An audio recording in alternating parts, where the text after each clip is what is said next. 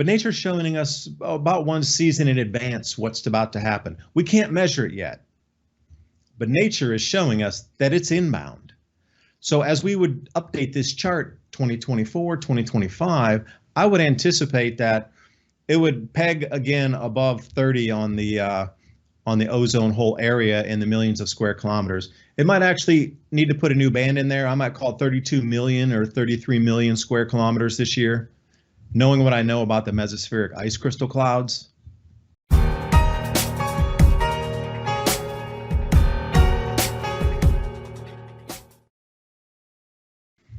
And welcome back for the second half of Mini Ice Age Conversations. I'm your host, David Dubine, right here, Brighteon TV, every Friday, 2 to 3 p.m. Eastern Standard Time. Now, before the break, I was doing a little bit of crop forecasting here, showing you the areas on the planet where the barley will be lost first. So if you are a trader, if you know traders, they're going to have to think about securing secondary resources or supplies, and also different loading ports where that might, get on board if they're going to export out sea cargo. I'm going to bring you over to Argentina with the continuation of the forecast. If you didn't see the South Africa, rewatch the first half of the show here. But I'm going to continue right on Argentina, and I can peg right away Buenos Aires. That'll be the heaviest crop losses for the barley in Argentina. So if your main supply comes out of there, you're going to need a different supply. That's just not going to be there for you this year, because 96% of the Argentinian barley yearly production, yearly sales comes out of that area. But that's really far south. That's going to be in the UVB damage zone. And also, if you look at the crop calendar in the beginning there, it's in the planting and the early maturation phase, which means at least an minimum 18% loss of their crop. Now, you have to add in these fertilizer shortages and the herbicide and pesticide shortages to really, kind of game that out. But we're just going to go strictly UVB crop losses, and the drought is also just dragging on. It's going to drag on until the La Nina settles itself and flips over into neutral or goes into an El Nino. So this drought is going to continue for several more months, another 3 to 4, maybe 6 months. It's unknown at the moment. Brazil, Parana, 61% of all the barley coming out of Brazil right there. So if you are, a purchasing agent, and if you get most of your supply FOB, or if you're taking delivery out of Parana, you're going to have to look elsewhere. Because the same thing, we get a hodgepodge of the barley at the end of the growth season. It's at the early end of the mid-season, growing all the way through. Now, luckily, it's a little further north, so it might not be as badly damaged as places in South Africa or southern Argentina, but there's a lot of temperature differences and rainfall patterns switch ups in Brazil, along with increasing solar radiation. Australia, obviously, another major producer. So if you're securing supply out of New South Wales or Queensland, we'll talk about New Zealand and the floods here in a second. That was on my brain. There's been a 33% decline in New South Wales of barley production already from last year, and 11% decline in Queensland since last year. This trend will continue. So that's what I'm saying. If you're going to secure supply to New South Wales or Queensland, and that's your main area that you're exporting out of, you're going to have to look elsewhere. So you can already see where some of these areas are going to, have trouble first, and then you just put a pin on a map and run your math every so often on that. This time it's different. What's ahead is the worst in history. The Wall Street Journal warned, just don't sit there, do something. Have you checked the value of your home, your 401k? Many Americans are too afraid to look at their 401k and their IRA account statements. But you've seen the price of eggs and groceries and interest rates and credit cards all increasing.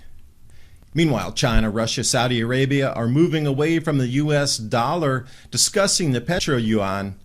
Isn't it time you took retirement matters into your hands with a self-directed IRA with physical gold and silver? Not paper, physical gold and silver. Patriot Gold Group is introducing the 2023 Recession Protection No Fee for Life IRA. Call the Patriot Gold Group today before it's too late. Mention the Adapt 2030 channel. You're going to get first-class service from Patriots Protecting Patriots. Remember, Patriot Gold Group offers the No Fee for Life IRA, where your 401k or IRA can be in physical gold or silver on qualifying rollovers. That's 888-546-7020. And do remember, Patriot Gold Group is Consumer Affairs top-rated gold IRA dealer for 6 years in a row. That's 888-546-7020. And now on with the video. Some of these geospatial height maps, like Ben Noel Weather puts this one out here, 250 millibars, 500 millibars around 15,000 feet, 850 gets us around 7,500 feet or so, and then we can come to ground level. Ground level at 2 meter height is actually on the ground. So these are just different ways to measure the height and the altitude in our atmosphere and like where this particulate velocity is. Now, what this is showing you is an upwelling in our atmosphere, rising air and sinking air. So obviously it takes thermal potential as well as magnetic, electromagnetic influences to allow the circulation of energies through the atmosphere. Now we're adding in a whole different amount of water vapor, sulfur dioxide, and ash from the Hunga Tonga eruption, weather disruption in terms of atmospheric patterning.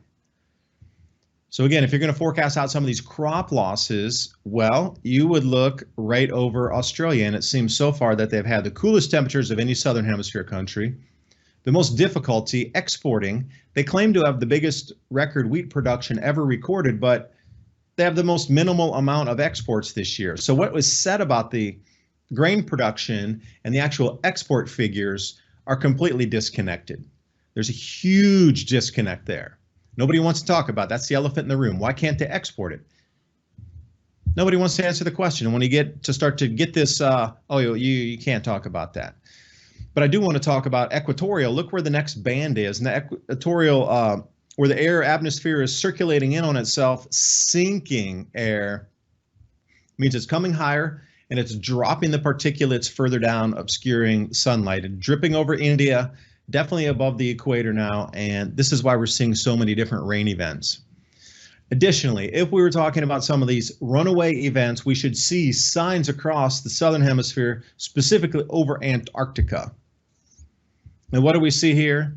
Antarctic ice sheet gains the most ice ever on the continent itself, on the ice sheets, on the Antarctic, on land. The most ice ever recorded ever to gain in a single season. And you wonder, why is that? It means more water's down there because generally Antarctica is an ice desert. It doesn't really snow that much. It's always moisture deficient down there. Do any research through the past, it is one of the driest places on the planet. You think the Sahara's dry? Well, so is Antarctica. Doesn't snow that much. It's a well-known desert area, but it's of ice, not sand. So why would we get suddenly all this new snow accumulation, ice accumulation? More water vapor in the atmosphere would be the reason. So it's showing here also the 2022 to 2023 January to March 1st, January totals. And if we look at the atmospheric heights again, blue is 4 to 5 degrees Celsius below normal. Green is 9 to 10 degrees Celsius below the normal temperatures. And here we go. That's circulating in the upper atmosphere. Why is it so cold suddenly across the Southern Hemisphere? 10 degrees Celsius is about 17 degrees Fahrenheit when you do the conversion over. 17 degrees Fahrenheit. Depends if you want to do the fractional on that. And another crazy thing here is the ice on Antarctica is gaining the most ever, yet the sea ice has gone to record low. Talk about something pointing to massive changes. I'll say that again.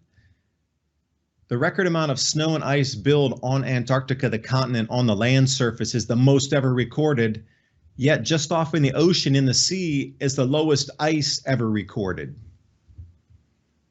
What's happening? What's causing all the ice to melt around Antarctica is the question. UVB. When I put these two charts together, I was kind of shocked myself. Upper chart is just showing Antarctic sea ice gains, losses. And as you see on the far right, 2022 and 23, straight off a cliff. Straight off a cliff. Now what happened? Oh, massive eruption massive ozone depletion. And you'll see I put the darkest of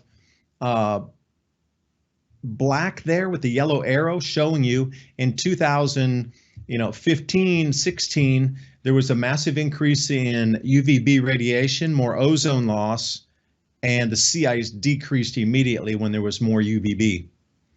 So on the bottom chart, the darker it is on the bands, the more UVB radiation coming in because of more loss of ozone. The ozone hole was much larger. I'm saying that this is front running the season's one season. The catastrophic loss of sea ice is telling us instrumentally that we're going to get to record amounts of sea ice loss and record UVB ground penetrating readings here. But nature's showing us about one season in advance what's about to happen. We can't measure it yet, but nature is showing us that it's inbound. So as we would update this chart 2024, 2025, I would anticipate that it would peg again above 30 on the ozone hole area in the millions of square kilometers. It might actually need to put a new band in there. I might call it 32 million or 33 million square kilometers this year, knowing what I know about the mesospheric ice crystal clouds. And in turn, that should continue to have record runaway loss of sea ice. It seems there's an inverse there. More UVB, the lower the amount of ozone, the lower the sea ice is. And that would make sense because radiation melts stuff. You ever use a microwave oven? Yeah, it melts things, right? Same. But there's so much water in there that it just keeps coming down as snow on the ice pack.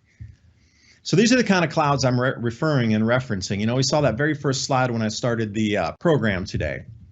Polar stratospheric clouds, mesospheric ice crystal clouds, noctilucent clouds. They're all the same thing, except they're just in different layers of the atmosphere. The noctilucent clouds covers both categories. Polar stratospheric clouds, obviously, stratospheric layering, a little bit lower than the mesosphere. Mesospheric ice crystal clouds above 50 kilometers, 30 plus miles above that layer of clouds there. These would generally be seen well above 80 degrees north latitude. But these were over Holland the last weeks. Finland. You know, Finland, Norway, okay, it's higher up there in the latitudes going toward the polar circle. But to get these types of clouds down in Holland, a bit strange. Germany is seeing the same. Southern Hemisphere, it's in the summertime, and they had an enormous amount of polar stratospheric clouds during their winter. But now, since the temperatures are, it's warmed up, it's into summer, they're not seeing so many, but it will return. The reason I'm telling you this is completely out of the wrong, this is in the wrong place at the wrong latitude for the Northern Hemisphere.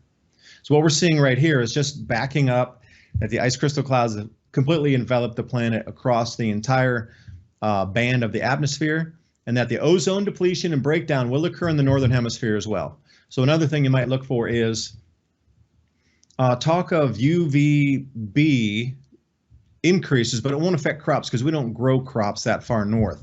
Canada would be affected. Russia would be. Parts of China. But you're going to look at ozone hole destruction in the Northern Hemisphere as well. The problem is, scrape all that science away. It just says we're going to lose a lot of crops. Specifically, I was focused on barley.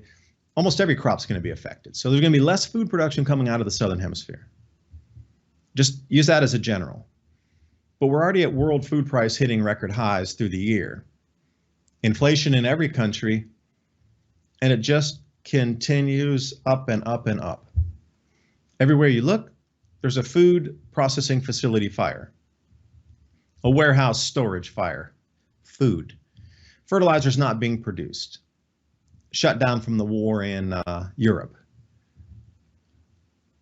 Seed storage facilities. I never thought in my wildest day, okay, I could accept a food processing facility because belts could run together, rubber could catch on fire. It's a hazardous place anyway. There's a lot of moving parts in a factory. But a place where they're storing seeds, heirloom seeds, an entire heirloom seed warehouse burns down. I can't accept that one, except purposeful food destruction. So if you're going to remove one of the top 4 heirloom seed providers in America and just burn down their warehouse, that leaves 3. Now you start to look and go, ooh, you know, these seed storage warehouse providers, you need extra security around your seed storage facilities. Because I just, in my wildest dreams, never thought that a seed warehouse would burn down. Which brings me to the year without a summer. And so 1816, you know, we're going to follow along on the mesospheric eruption here. Tambora enveloped the globe just like Tonga did. And what had happened in Europe and America too, across the Northern Hemisphere and Asia, temperatures dropped, rice production was affected in Asia. We see that temperatures dropping in Europe, and there was mass riots, food famines, food shortages, massive inflation, economy disruptions, everything you'd expect like we're seeing now. So the temperatures dropped around 3 degrees Celsius, same with the United States, Asia. So these are the maps that were put out prior.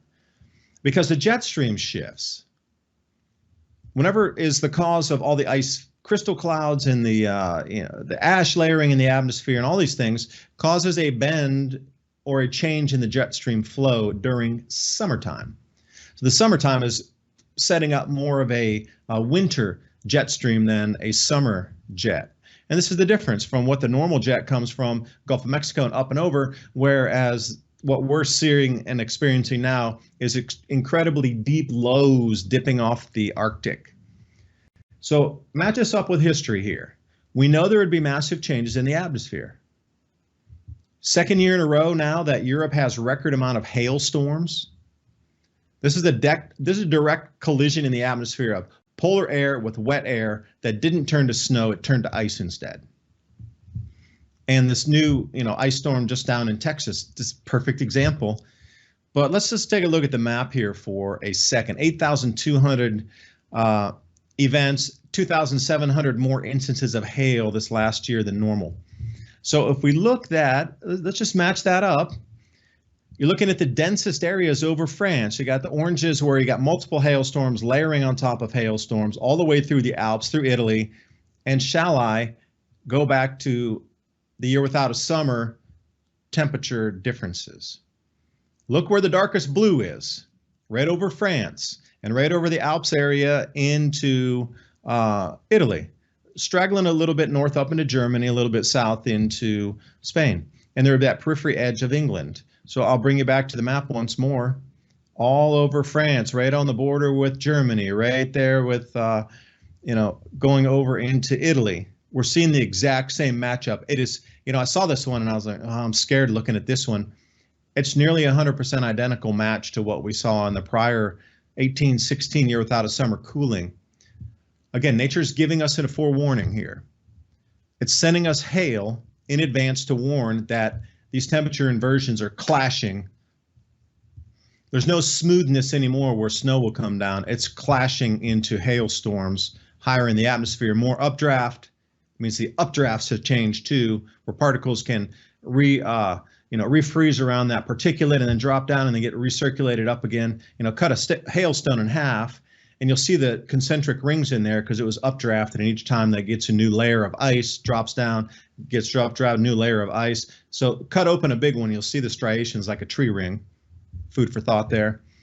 And this is your lineup. So June, July, August temperatures should be much cooler across Western Europe, specifically over Germany, Holland, Denmark, what's that? Parts of, like I say, Germany, a little bit of Spain. And in August, Spain will be cooler than normal. In June, Germany and France will be cooler than normal. And you got to wonder what's happening in America, because the Northeast in the year without a summer was the most heavily affected. New York, Massachusetts, Vermont area, year without a summer, hundreds of stories about that. And what do we see here? They're going to be negative 40 degrees Fahrenheit in Maine with a new setup and a new jet stream flow. Imagine that. That's happening as we speak.